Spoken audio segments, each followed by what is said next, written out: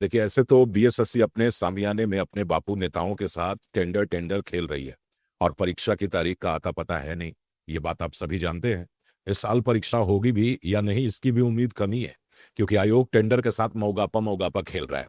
लेकिन जब कभी लक्ष्य साफ दिखाई नहीं दे तो हमें अपना कर्तव्य निभाते रहना चाहिए। जैसे अगर आप छात्र हैं तो आप अपनी पढ़ाई करने का कर्तव्य जारी रखेंगे, शिक्षक पढ़ाने का और यूट्यूबर वीडियो बनाने का।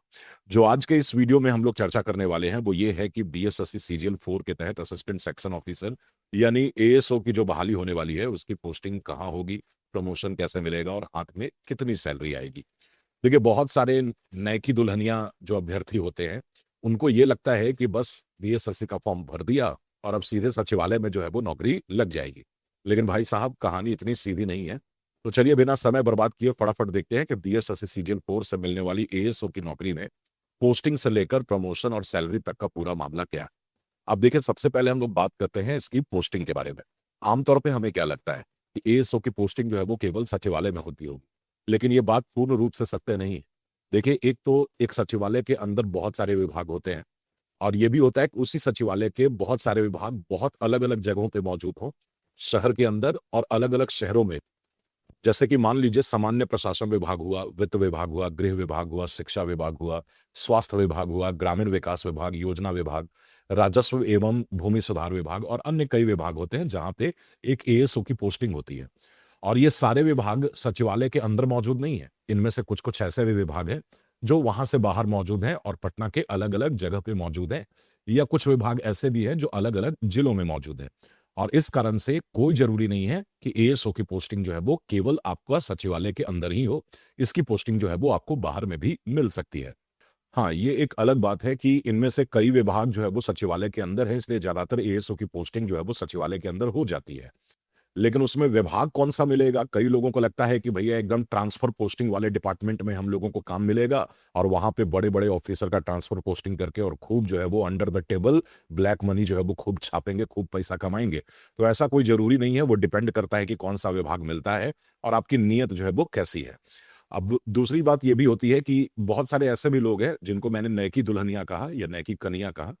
तो उनके साथ क्या है, उनको लगता है कि बीएसएस सीजीएल 4 का मतलब एएसओ होता है। जबकि आप नोटिफिकेशन देखे होंगे, फॉर्म देखे होंगे, तो आपको पता है कि उसमें प्लानिंग असिस्टेंट या जूनियर स्टैटिस्टिकल असिस्टेंट होता है, या और भी कई सारे पोस्ट होते हैं जो सीजीएल 4 के अंतर्गत आते हैं। और इन सब की पोस्टिंग जो है वो अलग-अलग जगह पे होती है। तो सबसे पहले पोस्टिंग को लेके आपने ये बात क्लियर कर ली। अब इसके बाद समझिए कि एएसओ की जो प्रमोशन होती है, मैं सारे पोस्ट के बारे में बात नहीं कर रहा, मैं असिस्टेंट सेक्शन ऑफिसर के पोस्ट के बारे में बात कर रहा हूँ कि इसकी जो पोस्टिंग होती है उसमें प्रमोशन कैसे-कैसे मिलता है। तो सबसे पहले आप बनेंगे एएसओ, पे लेवल 7 की जॉब होगी, एंट्री लेवल का पोस्ट है असिस्टेंट सेक्शन ऑफिसर का। और इसके बाद आप अगले 5 से 7 सालों में एसओ बनते हैं, यानी सेक्शन ऑफिसर बनते हैं अवेलेबिलिटी ऑफ सीट्स के अकॉर्डिंग। ठीक है? ये पहला आपका प्रमोशन होता है।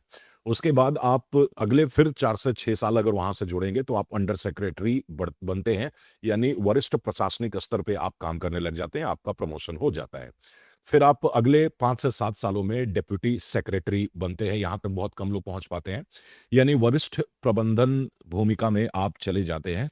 और फिर उसके बाद अगले 3 से 5 सालों में जॉइंट सेक्रेटरी यानी सर्वोच्च प्रमोशनल स्तर पे, जो कि बहुत ही कम लोग बन पाते हैं, लेकिन इस पे जो है वो आपका जाके प्रमोशन हो जाता है। तो कुल मिला के अगर आप देखेंगे तो ASO to SO, SO to under secretary to deputy secretary और फिर जॉइंट सेक्रेटरी। तो यहाँ तक जो है वो एएसओ की पोस्ट होती है। मतलब समझ लीजिए कि एक आईएएस बनने का अगर आपका सपना है और अगर जवानी में नहीं बन पाए हैं, तो बुढ़ापे में ज़रूर बन जाइएगा। तो चलिए अब बात करते हैं इसकी सैलरी के बारे में। अब देखिए, इसकी सैलरी की अगर हम लोग बात करें तो ये लेवल 7 की जॉब है और अभी जो आपको सैलरी मिल रही है वो 7th पे कमीशन के हिसाब से मिल रही है। सेंट्रल गवर्नमेंट ने 8th पे स्केल को लागू करने की पूरी तैयारी कर ली है और उनका बढ़ा हुआ वेतन जो है वो मिलेगा। लेकिन अभी स्टेट ने इसको लागू किया नहीं है। अब जब ये लागू होगा तो निश्चित तौर पे आपकी सैलरी काफ़ी ज़्यादा बढ़ जाएगी। लेकिन अभी जो वर्तमान सैलरी है मैं उससे पहले आपको बता देता हूँ। तो जो बेसिक पे है वो है 47,600 रुपए। अगर आप इसके डियरनेस अलाउंस की बात करते हैं तो वो बनेगा आपका 13,580 रुपए। मतलब कुल सैलरी का 28.56%। जो बेसिक पे है उसका 28.56%, यानी 13,580 रुपए 47,600 में जुड़ जाएंगे। फिर अगर आप एचआरए की बात करते हैं तो वो बनता है पटना में 9520 रुपए। अगर आप मेडिकल अलाउंस की बात करते हैं तो 1000 रुपए वो आपका बनता है। और अगर आप सीटीए की बात करते हैं तो वो बनता है आपका 4800 रुपए। अब अगर आप देखें तो जो कुल डिडक्शंस होते हैं यानी इसमें से कुछ कटता है, तो जैसे जीआईसी यानी इंश्योरेंस के लिए, एम्प्लॉय इंश्योरेंस के लिए आपका जो है वो कटेगा 7616 रुपए। और अदर डिडक्शन जो होते हैं वो केवल कितने होते हैं, 60 रुपए होते हैं। तो जो टोटल ग्रॉस सैलरी होती बनती है वो बनती है 91,480 रुपए। और जो डिडक्शन होता है वो होता है 7616 रुपए। और जो इन हैंड सैलरी आपको मिलेगी वो मिलेगी 83,804 रुपए। ठीक है, यानी आपके हाथ में 83,804 रुपए आएंगे। और बाकी जो डिडक्शन अमाउंट है ये आपको at the time of retirement जो है वो ये सारा कुछ जुड़ जान के आपको मिलेगा।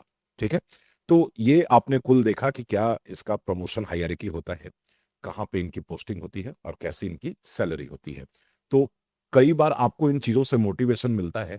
अगर आप मोटिवेट होते हैं तो फिर आप जो संघर्ष कर रहे हो, जो स्ट्रगल कर रहे हो, जो तैयारी कर रहे हो, उसको एक बल मिलेगा और आप ज्यादा बेहतर तरीके से तैयारी करेंगे। आपकी आंखों के सामने वो पोस्ट होगा, वो सैलरी होगी, वो सेटल्ड लाइफ होगा, वो सेटल्ड वाइफ होगी, वो सेटल्ड बच्चे होंगे, माँ बाप खुश होंगे, गांव वाले बड़ाई करेंगे, इज्जत मिलेगी आपको समाज में। तो ये सारी चीजें जो है वो देखते हुए आपके मन में एक मोटिवेशन जागेगी। तो हमेशा अपने ड्रीम को, अपने सपने को, आपका जो लक्ष्य है उसको सामने, आंखों के सामने रखिए, ताकि आप जो है वो हमेशा उसे देखते हुए तैयारी करते रहें। और तो फटाफट चैनल को सब्सक्राइब कर लीजिएगा और वीडियो को जितना पॉसिबल हो सके शेयर भी कीजिएगा। और मिलते हैं अगली वीडियो में, तब तक के लिए बहुत बहुत धन्यवाद।